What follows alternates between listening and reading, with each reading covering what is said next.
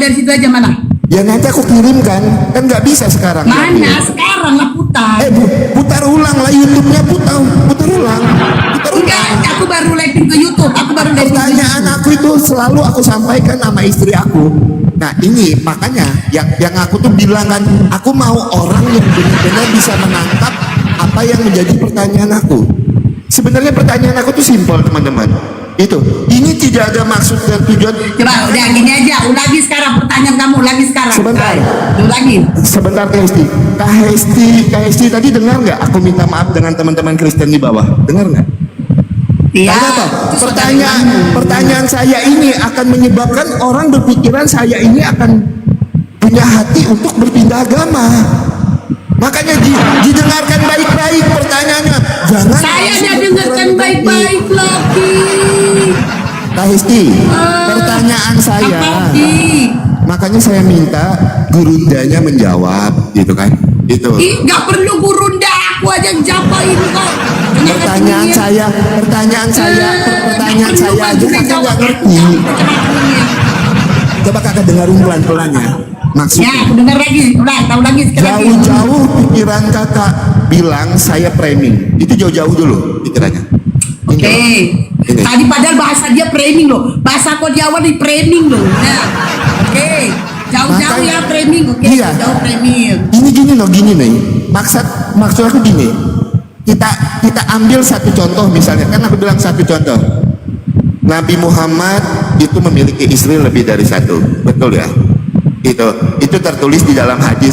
Nah itu sebenarnya kalau ada orang-orang jahat yang suka framing hadis, itu saya sebutkan tadi, itu bisa digunakan untuk membuat Islam ini terlihat seperti ajaran yang jelek kalau digunakan secara jahat. Paham sampai di situ ya? Framingannya di situ. Jadi misalnya saya ulangin. Nabi Muhammad memiliki istri lebih dari satu. Itu bisa jadi framing orang jahat. Betul ya. Betul. Silakan lagi apa lagi? Itu yang menyebabkan misalnya itu yang bisa, karena framingan itu jadi orang punya konotasi negatif misalnya ya dengan hadis itu. Nah tapi yang jadi pergumulan saya, bahkan saya pernah ngomong ke istri saya karena istri saya itu mantan Islam. Saya pernah ngomong. Tapi yang aku pikirkan gini loh. Kalau memang itu adalah suatu kejelekan, kenapa itu harus dituliskan? Gitu.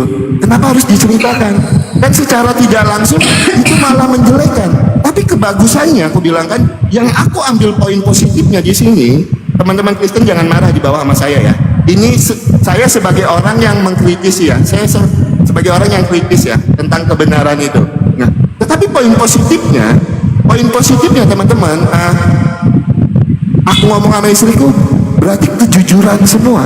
Segala sesuatu itu tidak ada yang dikurang-kurangin, tidak ada yang dilebih-lebihkan. Makanya itu hadis itu butuh tafsiran supaya tidak salah memahami itu.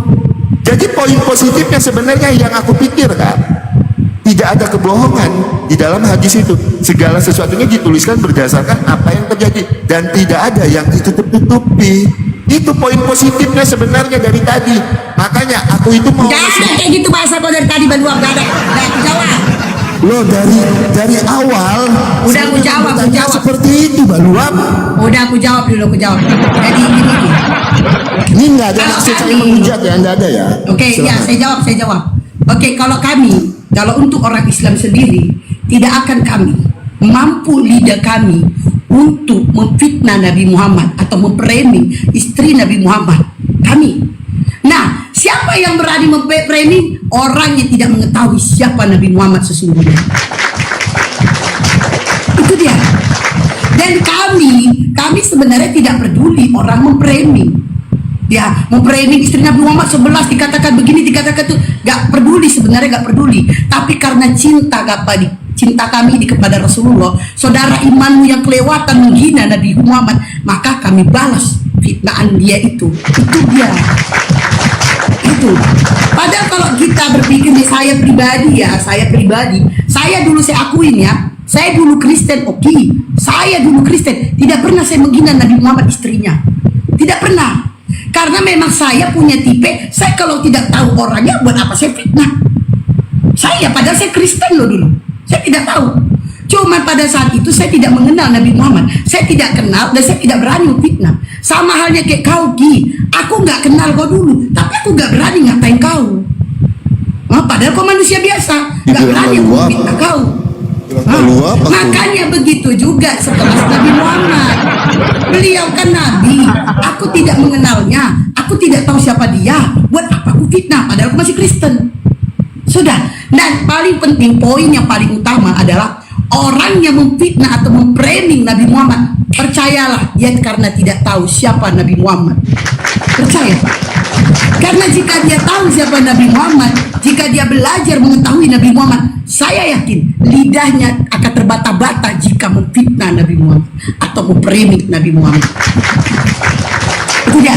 Nah, kalau kita mempelajari ini ya, padahal kalau kita ini lagosakan Nabi Muhammad, Ki, secara nyata punya istri lebih dari 11 pun banyak loh, Ki.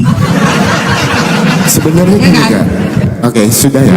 Sebenarnya gini, itu kan tadi cuma salah satu contoh. Saya itu tidak membahas tentang istrinya, cuman kakak harus pahami ya. Maksud saya gini, banyak hadis-hadis itu kalau disalahgunakan oleh orang-orang yang tidak bertanggung jawab, itu akan menjadi bahan framingan. Kakak sepakat nggak untuk itu? Sepakat nggak? Sepakat. Nah makanya, tapi ada poin positif yang saya dapatkan. Ini teman-teman, kembali lagi, Kristen jangan marah sama saya. Kalau mau marah silakan. Ini yang jadi pergumulan saya, yang belum ada satupun yang mampu menjawab. Ya, itu bukan saya merendahkan. Aku sudah jawab, Ki. Kau bilang, berbalik kau. Sebentar dulu, Kak Hesti, sebentar. Belum ada satu dia menjawab. Barusan aku jawab. Sebentar dulu. dulu. Jawab kalau dekat pokok kepala aku pakai ini ya, Ki. Dan belum apa-apa dia marah hanya sama adik Ya, kau bilang gak ada menjawab. Ya diam dulu. Diam dulu. Nah, lanjut. Diam dulu. Baru pertanyaan itu aku umbar di medsos itu baru kali ini, Kak. Sebelumnya aku cuma berdiskusi dengan istri aku masalah ini. Nah, jadi gini teman-teman Kristen, poinnya ya. Jadi kalau penilaian aku pribadi, ini cara berpikir aku ya. Jadi benar sebenarnya hadis itu tidak bisa kita tafsirkan secara sembarangan tanpa memiliki ilmu-ilmu tertentu. Karena apa? Kan saya bilang, kalau memang ya hadis itu tidak pernah terjadi gitu kan. Hadis itu tidak pernah terjadi dan dituliskan. Untuk apa itu dituliskan? Tapi yang saya ambil poin positifnya gini. Segala sesuatu mau itu orang berpikiran apa tentang hadis itu, tapi hadis itu tetap diturunkan. Makanya untuk mengatasi itu butuh ilmu khusus untuk menafsirkan hadis itu supaya tidak terjadinya salah paham. Itu poin aku sebenarnya, Kak. Dari tadi Kakak. Tapi gini, Ki, ada tapinya, Ki. Tapi gini, ada tapinya, Ki, ada tapinya. Untuk mengapain hadis itu harus ada ilmunya. Dan begitu juga di Al-Quran harus ada ilmunya. Ada tapinya. Tapi kalau misalnya kayak aku nggak punya ilmu dalam mengapai hadis, tapi aku pernah mendengar hadis itu dan pernah diterangkan oleh ustadku dan nggak masalah aku menjawabnya. Itulah hebatnya